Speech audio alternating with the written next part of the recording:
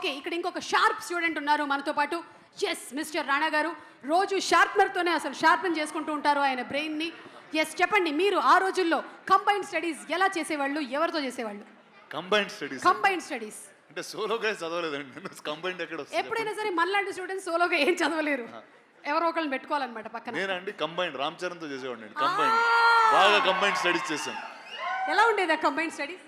అంటే ఎంతవరకు అంటే అంతవరకు చదువుకున్నామండి ఇద్దరం. అది ఎంతవరకు అంటే పంజగుట్ట వరకా లేకపోతే? లేదు, యూసఫ్ కూడా వరకు అండి. ఓకే, అంటే ఆ చదువుల్లో ఎప్పుడైనా గోడ దూకడాలు అలాంటివి కూడా ఏమైనా జరిగాయా? లేదు, దూకడాలు లేదండి. అంటే కిటికీ ఎలా దూకుతాడు రాణా గారు? పట్టరు ఆయన కిటికీలో. యాక్చువల్లీ అది కరెక్టే అండి. ఎందుకంటే కంబైన్డ్ స్టడీస్ అని చెప్పి కిటికీ గ్రిల్ తీసేసి బయటికి దూకేసి వెళ్ళిపోయేవాళ్ళం. వావ్. సో ఏదో ఒకటి స్టడీస్ వల్ల ఒకటి ఉపయోగపడింది మనకి. కిటికీలు తీయడం ఎలా తెలుసు? కార్పెంటరీ నేర్చుకున్నానండి. Very good, very good. అంటే స్టడీస్ వల్ల ఏదో ఒక ఉపయోగం అయితే ఉండాలి కదా. ఓకే, సో ఇప్పుడు ఇండస్ట్రీలో ఒకవేళ కనుక వీళ్ళు టీచర్స్ అవుతే ఎవరు ఏ సబ్జెక్ట్ చెప్తే బాగుంటుందో ఒకసారి మీరు చెప్పాలి మాకు. పిక్చర్ నెంబర్ 1 రామ్ చరణ్ గారి పిక్చర్ వేయండి అమ్మా. రామ్ చరణ్ ఏ సబ్జెక్ట్ చెప్తే మంచిది other than acting? Horse riding నేర్పిస్తే బాగుంటుంది. Wow, that's super.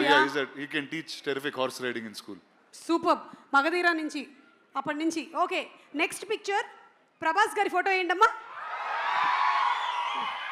ఈయన ఏ సబ్జెక్ట్ చెప్తే బాగుంటుంది? అందరితో హ్యాపీగా ఎలా ఉండాలని ఒక I think more behavioural and cultural class చెప్తే బాగుంటుందండి. Actually I think we have a happiness ministry.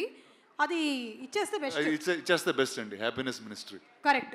బా, yes, darling Prabhas. Next picture please. Anushka గారి ఫోటో వేయండి. ఈవిడ ఏం టీచ్ చేస్తే బాగుంటుంది?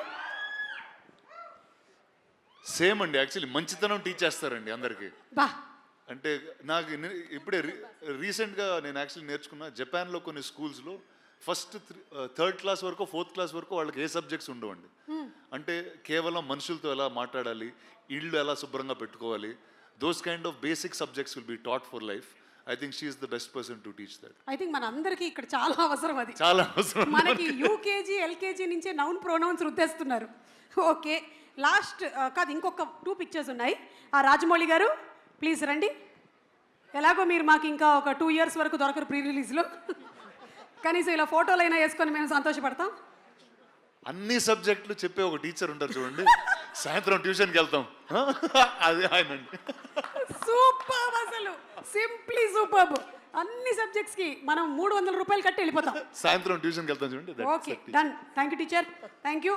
And last but not the least are Devara NTR. ఖచ్చితంగా తెలుగు టీచర్ అండి, తెలుగు టీచర్ 100%. తారక్ కన్నా తెలుగు ఇంకెవరు నేర్పిస్తారు చెప్పండి? So I think Tarak will be the best Telugu teacher. ఇందుకనే మీరు సినిమాల్ని ప్రొడ్యూస్ చేసి ప్రెజెంట్ చేస్తున్నారు. ఒక్కొక్కళ్ళకి ఎంత కరెక్ట్గా ఇచ్చుకోవాలో అంత కరెక్ట్గా ఇచ్చారు కదా అసలు బిరుదులు. అండ్ అంతేకాకుండా ఎప్పుడు ఈ సినిమాని ఎక్కడ మలుపు తిప్పాలో చూపించింది కూడా మీరే రాణా గారు. అంటే తెలుగు సినిమా ఈ రోజున విజయకేతనం ఆస్కర్ వరకు వెళ్ళింది అంటే you were the first person who identified it and took it and marketed Telugu films. So thank you so much. Thank you. You have been truly a teacher for many people. ఇంత చిన్న వయసులోనే చాలా పెద్ద బాధ్యతలు వచ్చేసాయి. ఏం చేస్తాం, తప్పదు. ఒక్కసారి సరిపోదా శనివారంతో సూపర్ డూపర్ హిట్ కొట్టి, అసలు ఈ రోజు శనివారం కాదు కాబట్టి మనం బతికిపోయాం. కానీ what a terrific performance Nani, చూసేసాను నేను. సింప్లీ సూపర్, అసలు ఇరగదీసేశారు. సో ఇప్పుడు ఈ సినిమా అంతా కూడా about human relationships and maths కాబట్టి మీకు బెస్ట్ స్కోరింగ్ సబ్జెక్ట్ ఏంటో చెప్పండి. Special English. స్పెషల్ ఇంగ్లీషా? అంటే తెలుగు లేకపోతే స్పెషల్ ఇంగ్లీష్ ఉండేది కదా? అక్కడ ఏం రాసినా నడుస్తుంది, కథలు రాయాలి. ఎక్కువ ఆన్సర్ షీట్స్ రాసామంటే ఏదో ఒక మార్కులు వేసేస్తారు. అంతే, కథలు రాయటమే. అక్కడ కథలు రాయటమే, ఇక్కడ కథలు రాయటం. సరే, ఇక్కడ మాకు చిన్న కథ చెప్పండి. మీరు చిన్నప్పుడు విన్న చిన్న కథ ఏదైనా జస్ట్ 2-3 లైన్లో చెప్తే చాలు. ఎలాగో మాకు చిన్నప్పుడు సొంత కథలు ఏం లేవండి, మనం చూసిన సినిమా కథే. టైటానిక్ రాసేవాడిని. బా, గ్రేట్. అసలు టైటానిక్ని కూడా అక్కడ రాసేసారా మీరు? ఓకే, సో మీకు మీ సిస్టర్కి ఇందులో ఈ సినిమాలో బ్రదర్స్ ఇద్దరి మధ్యలో బాండింగ్ చాలా బాగుంటుంది. సో మీకు మీ సిస్టర్కి మధ్యలో ఉండేటువంటి ఆ బాండ్ లేదా incident, anything that you would recollect? I think సిబ్లింగ్స్కి ఎవరైనా సరే సిబ్లింగ్స్ అన్నాక బాగా కొట్టుకుంటారు.